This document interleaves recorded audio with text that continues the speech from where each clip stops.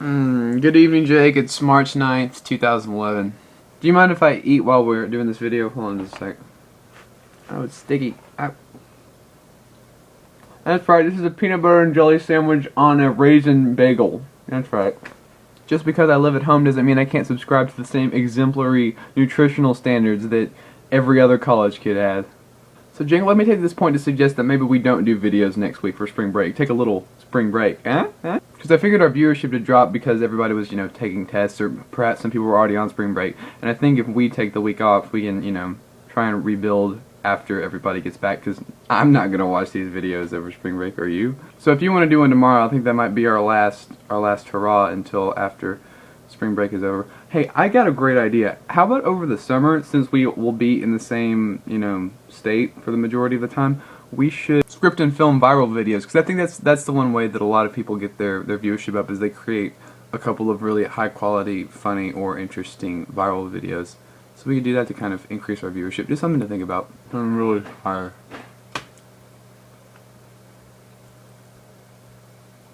Jake, in response to your fantastic video yesterday, I absolutely agree. Batman is one of the best. And I'm talking about from the Adam West Batman to Batman the Animated Series to Batman Beyond. All of it just rocks. And boy, did you reference a legend with Frank Miller's Dark Knight Year One. Because Zack Miller and Stan Lee are two of the pinnacles of modern comic book writing that I think really exemplify something that I would want to do with my life. Because since I'm tinkering with the ideas of storyboard design, I'm really considering taking original characters that I've created and trying to adapt them into like comic book format in the hopes that they would eventually make successful animated franchises.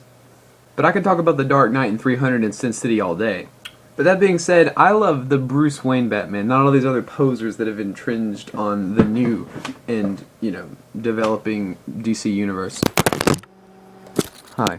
Because, Jake, as far as I'm aware, currently in the DC universe, Batman is dead. Bruce Wayne is dead.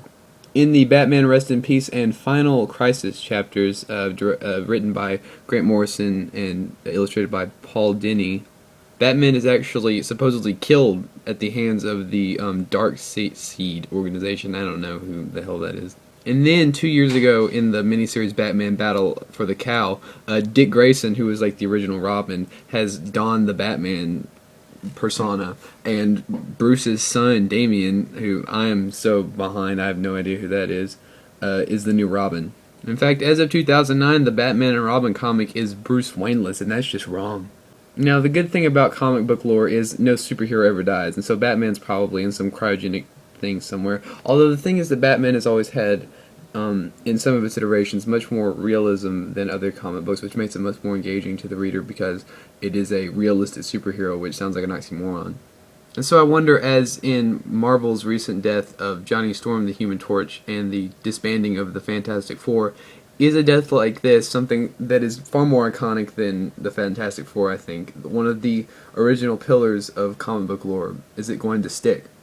And I think we both know it's not going to. Because the one thing that DC and Marvel both have is the ability to create alternate universes or worlds. If you go to Marvel's Wikipedia page, you can see links to a various number of named, specific universes where different storylines are going on with the characters, entirely different identities for the superheroes. A good instance of DC's use of that is Earth 2, which I still do not understand. It's got something to do with the golden age of comics, and the universes somehow collide, which is cool, but I don't know what's going on there. Which makes me wonder if, with all of those different iterations, if it somehow dilutes franchise names and public perception of characters. So if you have any thoughts about the tangent realities of comic book philosophy, I'd love to hear about it some other time.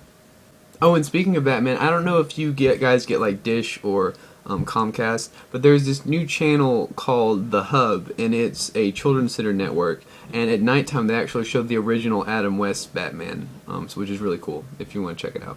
And of course, I know you're excited for Arkham City, because I'm excited for Arkham City. It's going to have Hugo Strange, and he knows the identity of Batman. It's going to be so awesome. I can't wait. Oh. And Jake, just to pique your interest in some animated endeavors for The Dark Knight, there is Batman Gotham Knight, which came out in 2008. I don't know if you've heard of it. It's got Kevin Conroy as Bruce Wayne, who played Batman in the animated series, which is my favorite voice of Batman. He also does it in Arkham Asylum. But the film is actually 6 individual short films directed by 6 different classic animation directors. And while I've only seen certain snippets of it, the parts that I saw were just awesome. I really highly recommend it to you, sir. And Jake, I'm sorry my video is more hilarious as it usually is. I just got through doing a whole bunch of stuff outside and I'm feeling tired and I'm probably about to get sick or something, so that's going to be fantastic. I'll make sure to, like, I don't know, sneeze all over your dogs when I see them. Because that's threatening, right? Jake, I'll see you tomorrow. But hey, you should take some sick footage of you shredding in Crested Butte just for entertainment purposes. I think it'd be awesome. See you later, bud. Have a great vacation.